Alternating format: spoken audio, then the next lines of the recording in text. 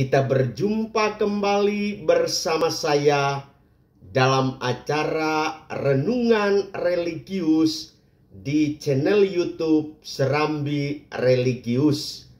Ibu bapak, saudari-saudara umat Allah yang terkasih, Gereja Katolik kini memasuki Minggu Prapaskah yang ketiga.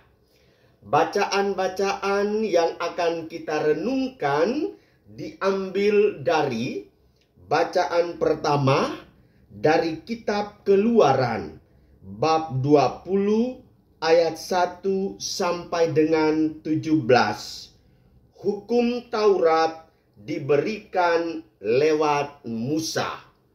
Sedangkan dalam bacaan yang kedua kita akan mendengarkan bacaan dari surat pertama Rasul Paulus kepada jemaat di Korintus bab 1 ayat 22 sampai dengan 25.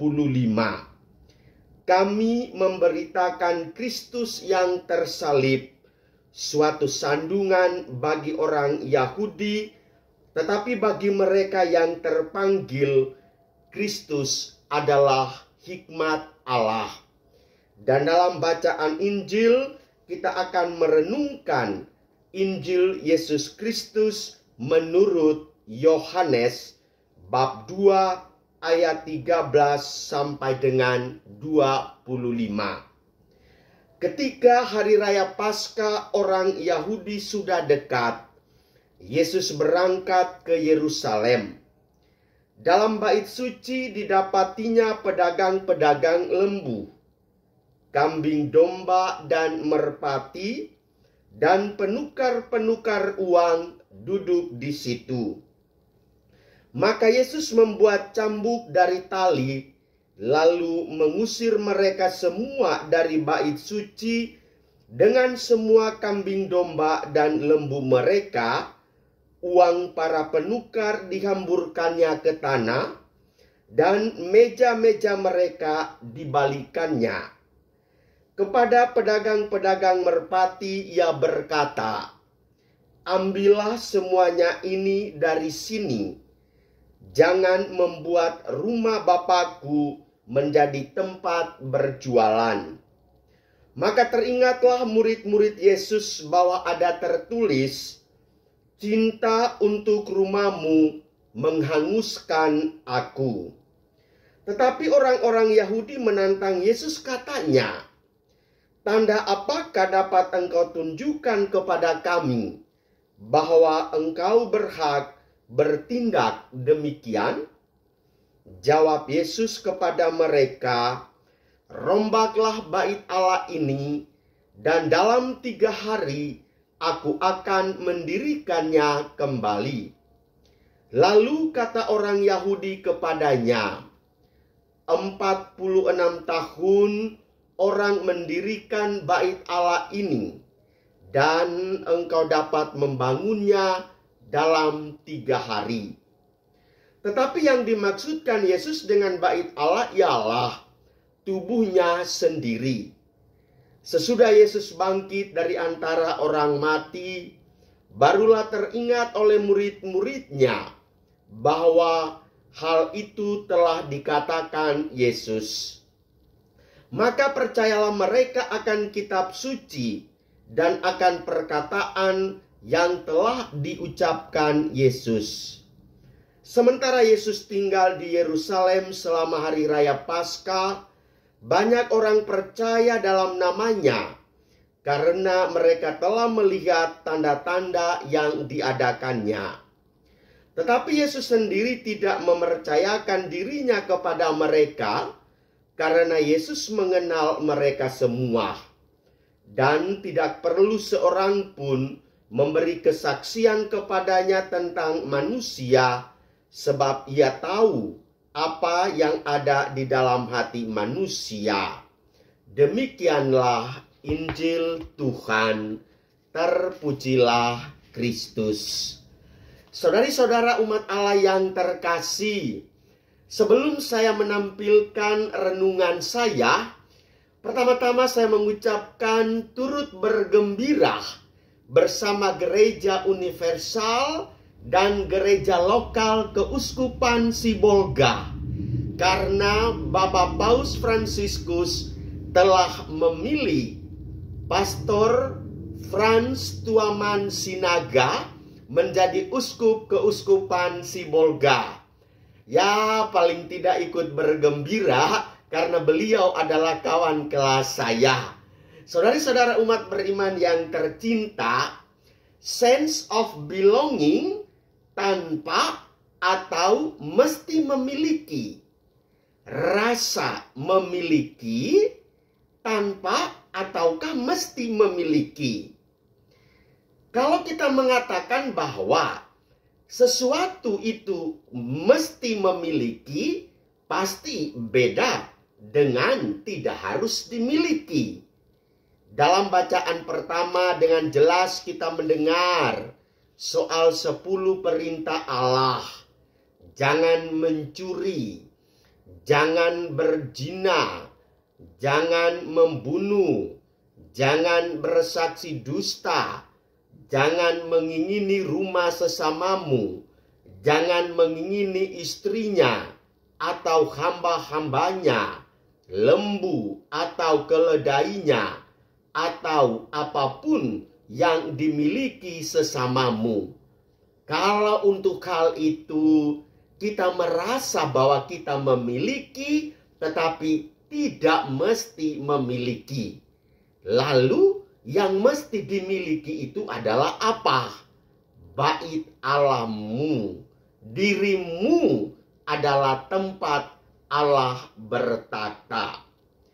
Uang milik bersama tidak mesti harus menjadi milik saya. Istri orang tidak mesti menjadi istri saya. Rumah orang tidak mesti menjadi rumah saya.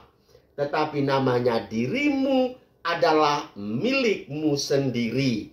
Oleh karena itu, jagalah, peliharalah bait Allahmu itu, karena di sana ada Tuhan.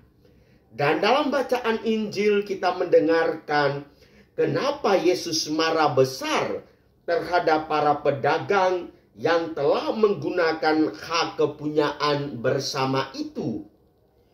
Tubuhku adalah milikku, maka cintailah tubuh kita itu.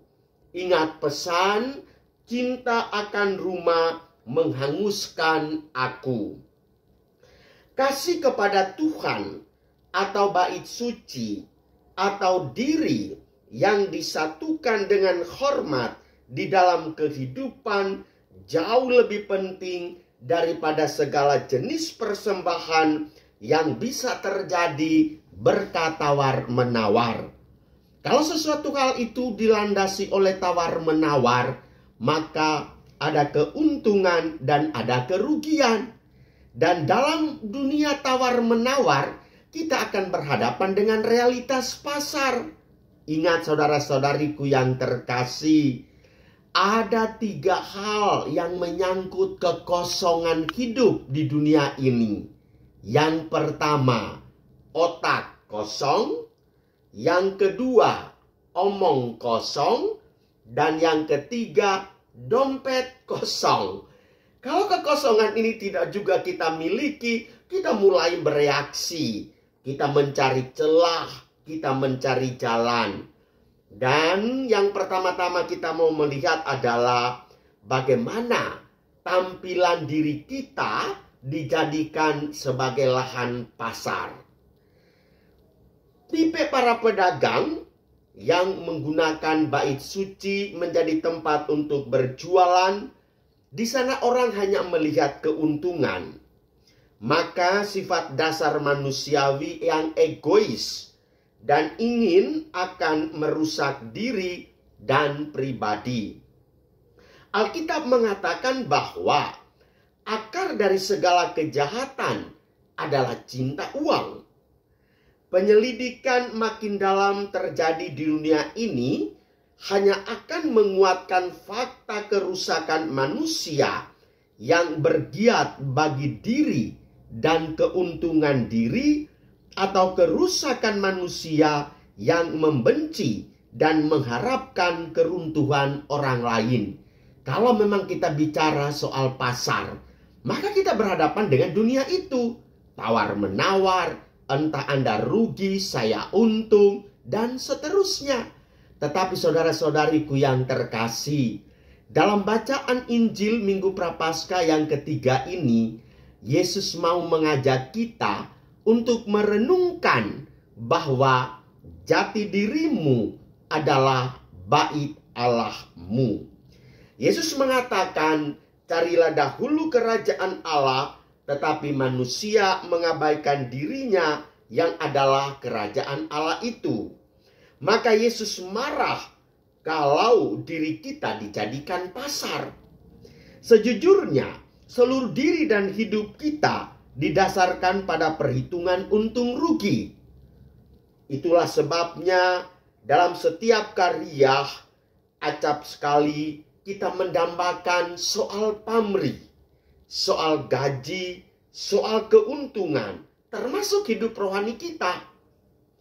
Dan saudara-saudariku, kita malah sering membuat perhitungan dengan Tuhan. Kita kecewa jika doa yang rutin tak akan membuat sikap hidup kita menjadi lebih bahagia. Dan Bapak Ibu saudara-saudariku yang terkasih, masa Prapaskah adalah masa untuk kita membersihkan diri kita dari pasar menuju altar. Dari pasar menuju altar. Yesus membersihkan bait Allah dari pola bisnis dan mau mengembalikannya sebagai rumah doa. Jangan kamu membuat rumah Bapakku menjadi tempat berjualan. Yesus mengingatkan kita bahwa tubuh kita merupakan bait Allah, sebagaimana juga termaktub dalam surat pertama Rasul Paulus kepada jemaat di Korintus bab 6 ayat 19. Yesus mengajak kita untuk mengembalikan fungsi tubuh kita dan hati kita sebagai bait Allah, bukan sebagai pasar. Lewat internet, diri kita bagaikan pasar. Kita berhadapan dengan dunia tawar-menawar, kenikmatan di dalam pasar, banyak tawaran yang membuat kita lupa diri. Kita lebih mengutamakan tuntutan pasar ketimbang kehendak Tuhan. Kita menjadi semakin materialistis dan sekularisis. Oleh karena itu, marilah hanya kalau kita berani dibersihkan oleh Yesus lewat sabda dan sakramennya, tubuh kita kembali menjadi bait Allah dan kita kembali menjadi pekas suaranya yang bergema dalam nurani kita. Oleh karena itu, sense of belonging, jadikanlah itu sebagai milikmu, yaitu tubuhmu adalah bait Allah. Milikilah itu dan jadikanlah tempat untuk berdoa. Tuhan memberkati kita semua. Amin.